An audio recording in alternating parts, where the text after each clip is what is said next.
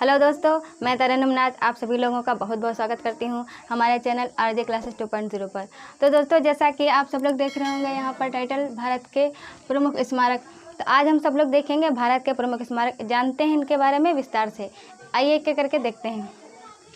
तो यहाँ पर देखते हैं सबसे पहले ताजमहल, जो आगरा में है, सभी को पता है। इसका निर्माण कार्य शुरू हुआ था 1632 में और ये यूनेस्को द्वारा विश्व धरोहर में 1983 में शामिल किया गया था। तो जान लेते हैं ताजमहल के बारे में कुछ बातें।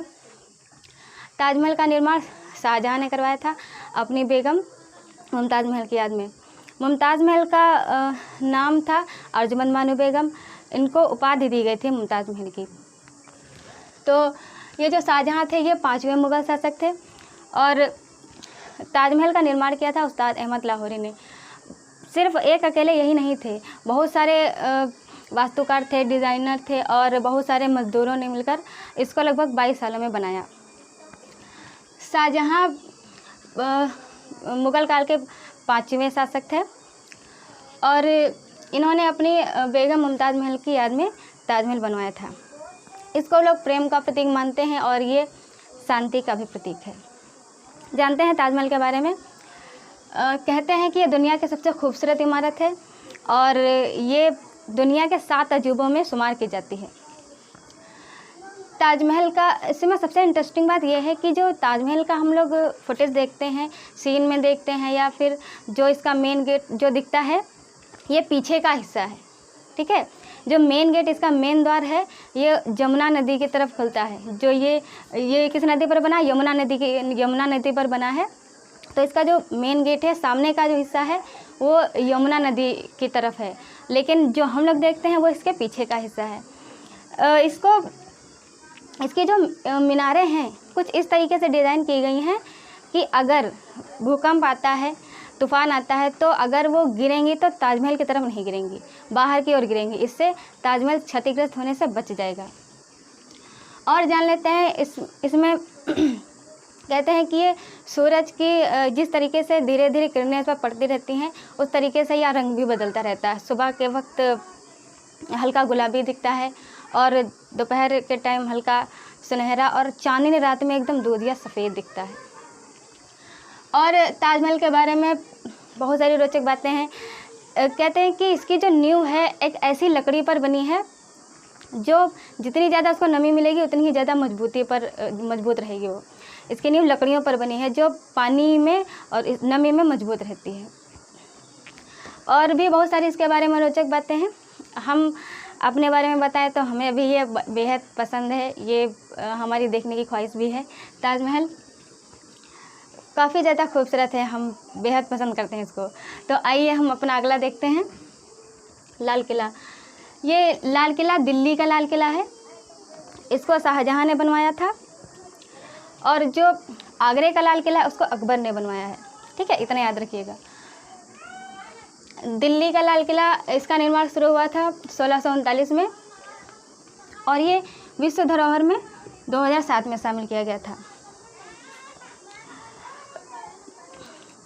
कहते हैं कि ये जो लाल किला है इसके अंदर एक मोती मस्जिद भी है जिसका निर्माण औरंगजेब ने करवाया था और इसमें दीवाने आम दीवाने ख़ास भी है। दीवाने आम जिसमें जनता भी शामिल हो सकती है, उसको कहते हैं दीवाने आम।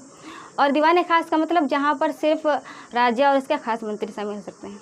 ठीक है, हमने देख लिया लाल किला दिल्ली में है, इसको भी शाहजहाँ ने बनवाया था और 1639 में इसका निर्माण कार्य शुरू हुआ था और 2007 में ये विश्व धरोहर में शामिल हुआ था। और देख लेते हैं इसके बारे में। इसका भी निर्माण उस्ताद अहमद लाहौरी ने किया था। उस्ताद अहमद लाहौरी ने किया था, उनके साथ में उस्ताद हामिद भी थे। ठीक है, तो हमने देख लिया लाल किले के बारे में। और 15 अगस्त को राष्ट्रपति इसी लाल किले से संबोधित करते हैं। ठीक है, तो आइए अब हम देखते हैं अपना अगला, कुतुब मीनार। कुतुब मीनार हमारा दिल्ली में स्थित है और इसका निर्माण कार्य शुरू हुआ था 1193 में और 1993 में ये हमारे विश्व धरोहर में शामिल कर लिया गया था। कुतुब मीनार का निर्माण कार्य शुरू करवाया था गुलाम वंश के शासक संस्थापक कुतुबुद्दीन ऐबक ने। इसने निर्माण प्रक्रिया शुरू ही करवाई थी कि इसकी मृत्यु हो गई। फिर इसके बाद इसका निर्माण पूरा करवाया था इसके दामाद जो गुलाम था इसका इल्तुतमिश, उसने करवाया था। और फिर उसके बाद इसकी जो आखिरी मंजिल थी उसका निर्माण किया था फिरोज शाह तुगलक ने। उसके बाद फिर तूफ़ान आने के कारण कुछ क्षतिग्रस्त हो गई ये मीनार। फिर इसको पूरी तरीके से मरम्मत करवाया था सिकंदर लोदी ने। ये 1505 में सिकंदर लोदी ने इसकी मरम्मत करवाई थी।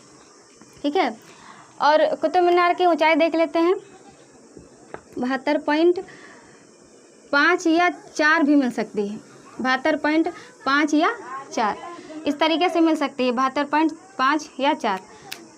और इसका व्यास देख लेते हैं, 14 मीटर है व्यास, यानी कि ये जो ऊंचाई है इतनी है, और ये जो इसका व्यास है आधार गोलाकार नीचे 14 मीटर है। और ये जब ऊपर जाकर बचती है इसकी ऊंचाई, यहाँ से जैसे ये होगी 14 मीटर, ये इस तरीके से बनी मीनार, तो यहाँ पर जो इसकी ऊंचाई है 2.75 मीटर बचती है। ठीक है, यहाँ पर 14 मीटर है, 14 मीटर या 14.3 इस तरीके से मिल जाएगा। 14 मीटर 14.3 मीटर या 14 मीटर इस तरीके से मिल सकता है। ठीक है, तो हमने ये देख लिया कुतुब मीनार के बारे में। आइए अब हम अगला देखते हैं, हुमायूं का मकबरा। हुमायूं का मकबरा ये भी दिल्ली में है। हुमायूं का मकबरा, इसका निर्माण कार्य शुरू हुआ था 1569 में, 1569 में, और इसको विश्व धरोहर में शामिल किया गया था 1993 में। ठीक है, तो हुमायूं के मकबरे का निर्माण किसने करवाया था?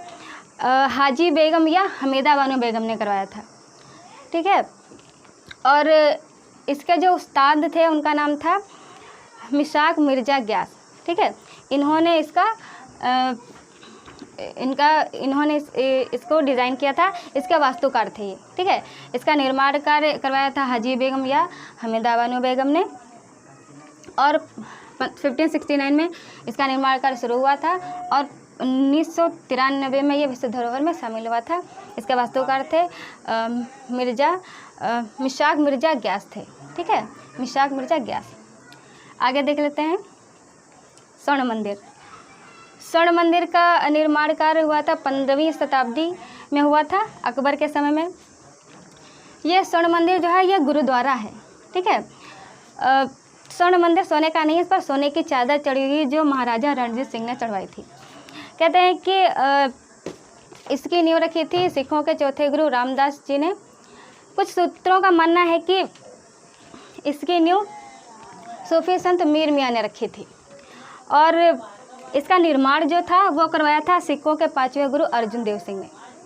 ठीक है, और इसका जो निर्माण था सिखों के 5वें गुरु अर्जुन देव सिंह ने करवाया था 15वीं शताब्दी में, अकबर के समय में। ठीक है, आइए अब हम देख लेते हैं अपना अगला हवा महल। हवा महल का निर्माण कब शुरू हुआ था? 1799 में। ये कहाँ है? राजस्थान में, जयपुर में। ठीक है, हवा महल का मतलब यह हुआ कि इसमें 953 खिड़कियाँ बनी हुई हैं जो बेहद ही खूबसूरत जालीनुमा या जालीदार बनी हुई हैं। इसका निर्माण करवाया था महाराजा सवाई सिंह ने, और ये उस्ताद लालचंद की देख रेख में करवाया गया था। और इसके बारे में बहुत सारी रोचक बातें हैं। हवा महल 1799 में निर्माण कार्य शुरू हुआ, और ये किसकी देख रेख में हुआ था? उस्ताद लालचंद की देख रेख में हुआ था। ठीक है, और इसका निर्माण करवाया किसने था? महाराजा सवाई सिंह ने। ठीक, तो आइए अब हम देखते हैं अपना अगला देखते हैं स्मारक कौन सा है। हमारा अगला है स्मारक इंडिया गेट। इसका निर्माण कार्य कब हुआ था? 1921 में। ये इंडिया गेट दिल्ली में है। ठीक है दोस्तों, ये इंडिया गेट जो है ये दिल्ली में है, लेकिन जो गेटवे ऑफ इंडिया है वो मुंबई में है। इतना याद रखिएगा, कन्फ्यूज़न हो जाती है। इंडिया गेट दिल्ली में है और गेटवे ऑफ इंडिया मुंबई में है। इसके बारे में जान लेते हैं। प्रथम विश्व युद्ध में जो हमारे सैनिक मारे गए थे, जो शहीद हुए थे, उनकी याद में ये 1921 में बनाया गया था इंडिया गेट। ये विश्व का सबसे बड़ा युद्ध स्मारक है, ठीक है। ये विश्व का सबसे बड़ा युद्ध स्मारक है। ये 1921 में बनाया गया था उनकी याद में, जो प्रथम विश्व युद्ध में हमारे सैनिक शहीद हुए थे। ये दिल्ली के राजपथ पर बना हुआ है, ठीक है। अब हम देख लेते हैं अपना अगला, चार मीनार। चार मीनार का निर्माण कार्य कब शुरू हुआ था? 1591 में। ये मूसी नदी के किनारे स्थित है, जो कृष्णा की सहायक नदी है, ठीक है। और इसका निर्माण किसने करवाया था? कुतुब शाही वंश के 5वें शासक निजाम कुतुब अली ने करवाया था, ठीक है। और इसके बारे में जान लेते हैं कुछ। चार मीनार इसके नाम से ही लग रहा है, चार मीनार यानी कि चार मीनारों से बना है ये। इसके चारों तरफ चार मीनारें बनी हैं, वही ज़्यादा ही इसकी प्रसिद्ध है, इसीलिए ये चार मीनारों से ही प्रसिद्ध है, ठीक है। 1591 में इसका निर्माण कार्य शुरू हुआ था। कहाँ? मूसी नदी के किनारे, जो कृष्णा की सहायक नदी है। अगला देख लेते हैं, मीनाक्षी मंदिर। मीनाक्षी मंदिर का निर्माण कार्य शुरू हुआ था 1623 से 1655 के बीच में, ठीक है। और ये वेगई नदी के किनारे स्थित है। ये है कहाँ? मदुरई, तमिलनाडु में, ठीक है। और ये द्रविड़ शैली में लिखा हुआ है। वेगई नदी के किनारे स्थित है। मदुरई और तमिलनाडु में स्थित है। मदुरई तमिलनाडु के अंदर ही है, ठीक है। मीनाक्षी मंदिर मदुरई तमिलनाडु में स्थित है।